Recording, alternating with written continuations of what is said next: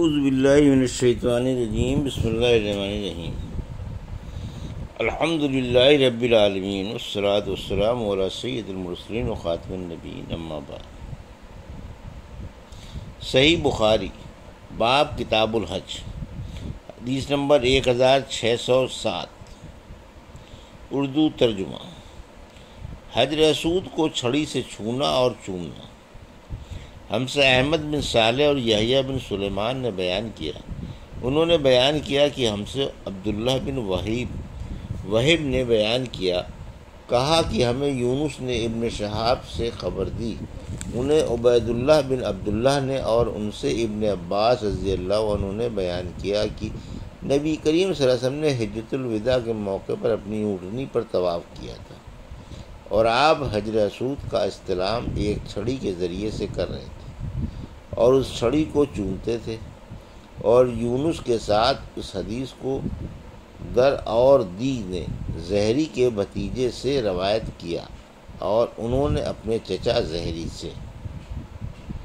حدیث نمبر 1608، اس شخص سے متعلق جس نے صرف دونوں ارکان یمنی کا استلام کیا۔ اور محمد بن بکر نے کہا کہ ہمیں ابن جریج نے خبر دی، انہوں نے کہا مجھ کو عمرو بن دینار نے خبر دی کہ ابو شعار نے کہا بیت اللہ کے کسی بھی حصے سے بھلا کون پرہیز کر سکتا ہے، اور معاویہ رضی اللہ عنہ چاروں رکنوں کا استلام کرتے تھے۔ اس پر حضرت عبداللہ بن عباس رضی اللہ عنہ نے ان سے کہا کہ ہم ان دو ارکان شامی اور عراقی کا استلام نہیں کرتے، تو معاویہ رضی اللہ عنہ نے فرمایا کہ بیت اللہ کا کوئی جز ایسا نہیں ہے جسے چھوڑ دیا جائے، اور عبداللہ بن زبیر رضی اللہ عنہ بھی تمام ارکان کا استلام کرتے تھے۔ حدیث نمبر 1609، اردو ترجمہ۔ ہم سے ابو الولید طیالسی نے بیان کیا، ان سے لیث بن سعد نے بیان کیا، ان سے ابن شہاب نے، ان سے سالم بن عبداللہ نے، ان سے ان کے والد حضرت عبداللہ بن عمر رضی اللہ عنہ نے کہ میں نے نبی کریم صلی اللہ علیہ وسلم کو صرف دونوں یمنی ارکان کا استلام کرتے دیکھا۔ حدیث نمبر 1610، اردو ترجمہ۔ حجر اسود کو بوسہ دینا۔ ہم سے احمد بن سنان نے بیان کیا، ان سے زید بن ہارون نے بیان کیا، انہیں ورقہ نے خبر دی، انہیں زید بن اسلم نے خبر دی، ان سے ان کے والد نے بیان کیا کہ میں نے دیکھا کہ حضرت عمر بن خطاب رضی اللہ عنہ نے حجر اسود کو بوسہ دیا اور پھر فرمایا کہ اگر میں رسول اللہ صلی اللہ علیہ وسلم کو تجھے بوسہ دیتے نہ دیکھتا تو میں کبھی تجھے بوسہ نہ دیتا۔ حدیث نمبر 1611، اردو ترجمہ۔ ہم سے مسدد نے بیان کیا، کہا کہ ہم سے حماد بن زید نے بیان کیا، ان سے زبیر بن عربی نے بیان کیا کہ ایک شخص نے ابن عمر رضی اللہ عنہ سے حجر اسود کو بوسہ دینے کے متعلق پوچھا، تو انہوں نے بتلایا کہ میں نے رسول اللہ صلی اللہ علیہ وسلم کو اسے بوسہ دیتے دیکھا ہے۔ اس پر اس شخص نے کہا اگر ہجوم ہو جائے اور میں عاجز ہو جاؤں تو کیا کروں؟ ابن عمر رضی اللہ عنہ نے فرمایا اس اگر کو یمن میں جا کر رکھو، میں نے تو رسول اللہ صلی اللہ علیہ وسلم کو دیکھا کہ آپ اس کو بوسہ دیتے تھے۔ حدیث نمبر 1612، حجر اسود کے سامنے پہنچ کر اس کی طرف اشارہ کرنا جب چومنا نہ ہو سکے۔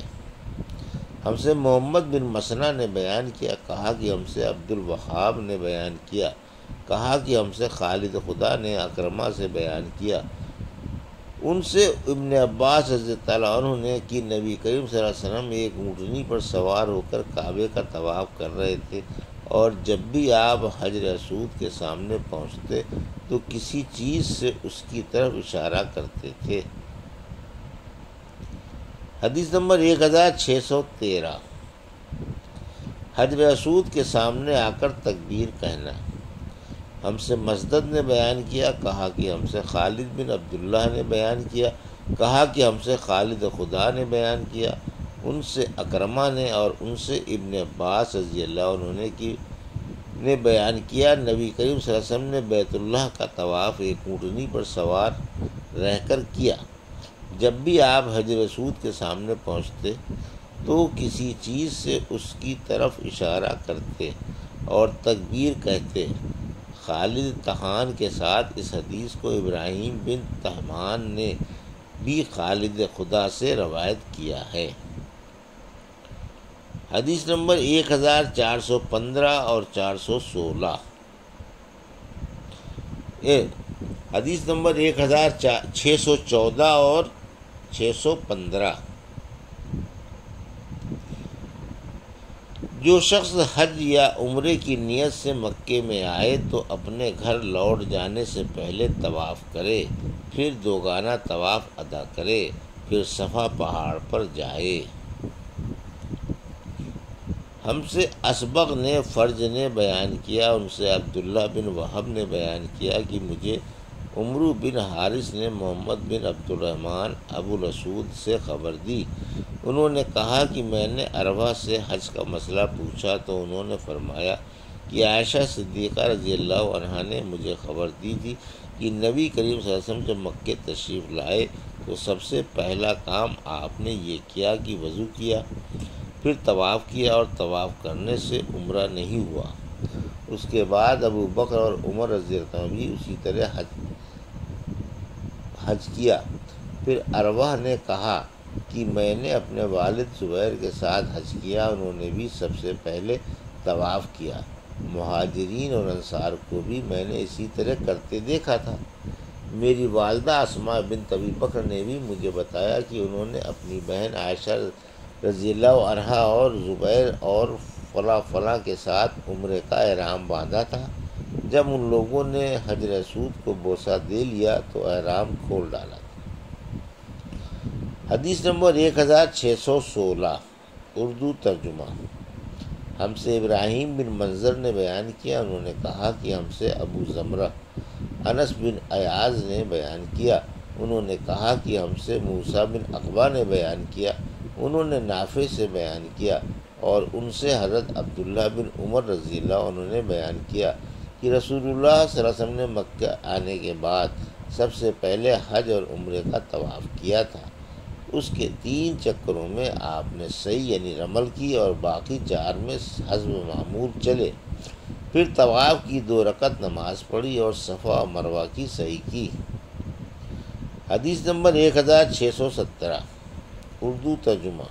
ہم سے ابراہیم بن منظر نے بیان کیا، انہوں نے کہا کہ ہم سے انس بن ایاز نے بیان کیا، ان سے عبید اللہ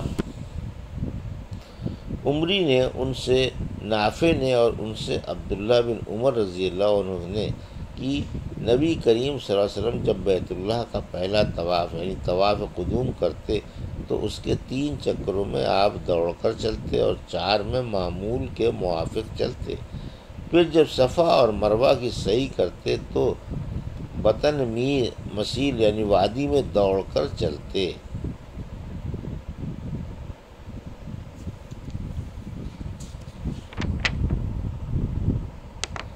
یہ تھی صحیح بخاری باب کتاب الحج کی حدیث نمبر 1607 سے 1617 کا اردو ترجمہ،